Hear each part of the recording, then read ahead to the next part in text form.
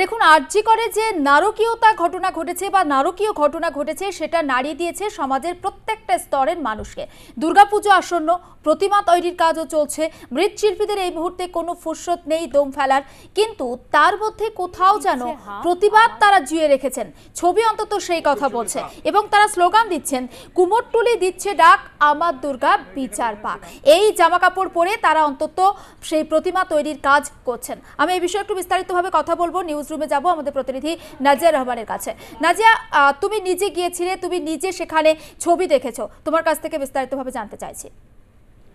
একেবারেই যে প্রতিবাদ, আরজিকর কাণ্ডের প্রতিবাদ জানিয়ে যে প্রতিবাদে সামিল হয়েছিল বাংলার মানুষ, সেই প্রতিবাদ কিন্তু এখনও অব্যাহত আছে, এ কথা বলা যেতেই পারে। বিভিন্ন পেশার সঙ্গে যুক্ত মানুষকে রাস্তায় নামতে দেখা গেছে এবং তারা নিজেদের মতো করে প্রতিবাদে সামিল হয়েছেন। বিচার চাই, এই দাবিকে কেন্দ্র করেই চলছে প্রতিবাদ। সেই প্রতিবাদ কিন্তু এখনও থামেনি, তার কারণ এই ঘটনার সঙ্গে যারা জড়িত, যারা দোষী, তাদের এখনও শাস্তি হয়নি।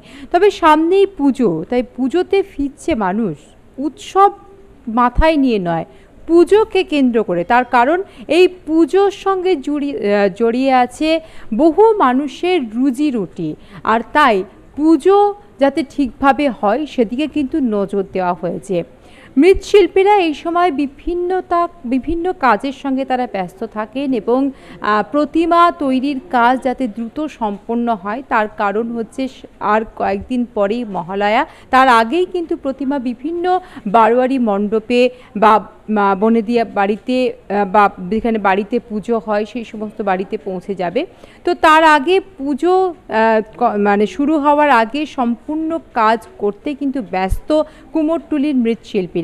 তবে প্রতিবাদ তারা থামাননি কোনোভাবেই। তাই তারা টি শার্ট পরে, যে টি শার্টের মধ্যে লেখা আছে যে কুমোরটুলি দিচ্ছে হাঁক, আমার দুর্গা বিচার পাক, এই যে স্লোগানে তারা রাস্তায় নেমেছিলেন, তারা মৃৎশিল্পীরা কুমোরটুলি তারা প্রতিবাদ জানিয়েছিলেন রাস্তায় নেমে, এবং এই স্লোগানকে কেন্দ্র করেই কিন্তু চলছে কুমোরটুলিতে প্রতিবাদ এবং প্রতিবাদের সঙ্গে চলছে কাজও।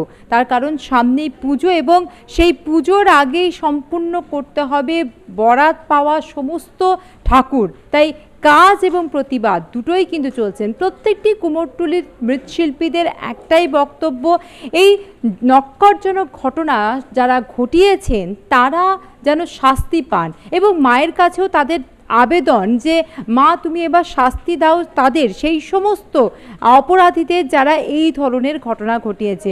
দুর্গাপুজোর আগেই বাংলা তার এক মেয়েকে হারিয়েছে এবং সেই মেয়ের বিচার চেয়ে কিন্তু কোনোভাবেই থেমে যায়নি বাংলার মানুষ এবং কুমোরটুলি যারা এই সময় বিভিন্ন কাজের সঙ্গে তারা ব্যস্ত থাকেন বা ঠাকুর তৈরিতে তারা ব্যস্ত থাকেন, তারা কিন্তু প্রতিবাদ ভুলে যাননি।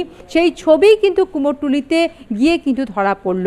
অর্থাৎ মায়ের মূর্তিতে যেমন রং করা হচ্ছে, তাকে সাজানো হচ্ছে, তার পাশাপাশি চলছে কিন্তু প্রতিবাদ। এবং অবশ্যই মায়ের কাছে আবেদন যে এই যে আরজি করে তরুণী চিকিৎসককে যেভাবে খুন করা হয়েছে, সেই তরুণী চিকিৎসকের খুনের সঙ্গে যারা জড়িত তাদের যেন শাস্তি পায়। একেবারে তারা ঠিক কি বলছেন না, অবশ্যই আমি আসবো তোমার কাছে। তবে মৃৎশিল্পীরা ঠিক কি বলছেন একবার তাদের বক্তব্য দর্শকদের শোনাবো। আমরা তো এই সমাজেরই অংশ, আমরা কুমোরটুলির শিল্পীরা সকলেই সমাজেরই অংশ। এখানে মায়ের মূর্তি তৈরি হয়, মায়ের পূজা হয়, তো সেই সমাজে যদি মহিলাদের অসম্মান হয় এবং এরকম একটা নির্মম একটা ঘটনার পর যদি সে বিচার না পায়, আমাদেরও একটা কষ্ট লাগে। এবং আমরা যখন প্রত্যেক বছর মায়ের আরাধনা করি, প্রত্যেক বছর মা আসে, প্রতি বছরই মায়ের চক্ষুদান হয়, মায়ের রূপদান হয়, কিন্তু এবছর কোথাও যেন একটা মনে হয়েছে যে মাকে আবার নবরূপে জাগরণ করে তুলতে হবে। এবং চক্ষুদানের সময় মায়ের বলা হয় না, মায়ের অর্ধেক প্রাণ প্রতিষ্ঠা হয় চক্ষুদানের সময়। তো সেটাই আমার মন থেকে ইচ্ছা যে মা তুমি তোমার ত্রিনয়ন মেলে ধরো এবং এই সমাজে যত অশুভ শক্তি রয়েছে সকলের বিচার করো, সকলের শাস্তি আমরা কামনা করছি এবং আমরা চাইছি যে অশুভ শক্তির বিনাশ হয়ে সমাজে শুভ শক্তির জাগরণ ঘটুক। শুধুমাত্র মৃৎশিল্পীরা নন, সমাজের প্রত্যেকটা স্তরের মানুষজন চাইছেন যেন অশুভ শক্তির বিনাশ হয়ে শুভ শক্তির উদয় হয়। আমি আবারও কথা বলবো নাজিয়া রহমানের সঙ্গে। নাজিয়া রয়েছে নিউজ রুমে। নাজিয়া, আরও একবার তোমার কাছে জানতে চাইছি।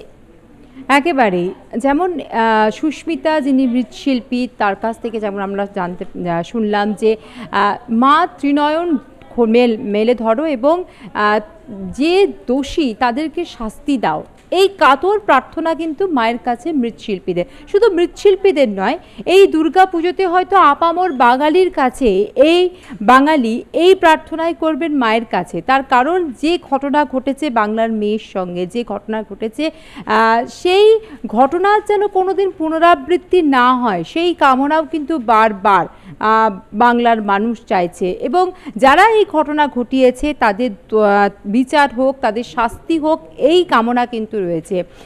এবং তাই এই দুর্গা প্রতিমা তৈরির মধ্য দিয়ে, দুর্গা প্রতিমার তৈরির মাঝেই কিন্তু প্রতিবাদের যে সরব মৃৎশিল্পীরা, সেটা কিন্তু দেখা যাচ্ছে। এবং তারা প্রতিবাদ যেমন একদিকে করছেন, তেমনই তারা কিন্তু এক অন্য প্রান্তে দুর্গা প্রতিমাও তৈরি করছেন। তার কারণ পুজোর সঙ্গে জড়িয়ে আছে বহু মানুষের সারা বছরের অন্ন সংস্থান, এবং সেই অন্ন যাতে জোগাড় হয় সেদিকেও কিন্তু নজর দিয়েছেন মৃৎশিল্পীরা। বাংলার বুকে অভিনব প্রতিবাদ, বাংলার বুকে এত বড় প্রতিবাদ হয়তো অতীতে কখনো হয়েছে কিনা সেটা বলা যায় না, কিন্তু এই প্রতিবাদ দেখিয়ে দিয়েছে বাংলার মানুষের একতা, এবং বাংলার মানুষ একত্রে জাতি, ধর্ম, বর্ণ নির্বিশেষে রাস্তায় নেমেছে এবং প্রতিবাদ করেছে। সেই প্রতিবাদের রেশ কিন্তু এখনো পর্যন্ত থামেনি। জুনিয়র চিকিৎসকরা কাজে যোগদান করেছেন অবশ্যই তারা, কিন্তু তাদের প্রতিবাদ কিন্তু তারা চালিয়ে যাচ্ছেন। তাদের আন্দোলনের যে ধারা, সে ধারা কিন্তু তারা বজায় রেখেছেন। কাজ করছেন একদিকে যেমন, তেমনই কিন্তু প্রতিবাদ চালাচ্ছেন, দাবিতে সরব রয়েছেন, এবং যারা দোষী তাদের শাস্তির দাবি তুলেছেন তারা। পাশাপাশি অবশ্যই আমাদের নজর থাকবে সেদিকে। আপাতত তোমাকে ধন্যবাদ।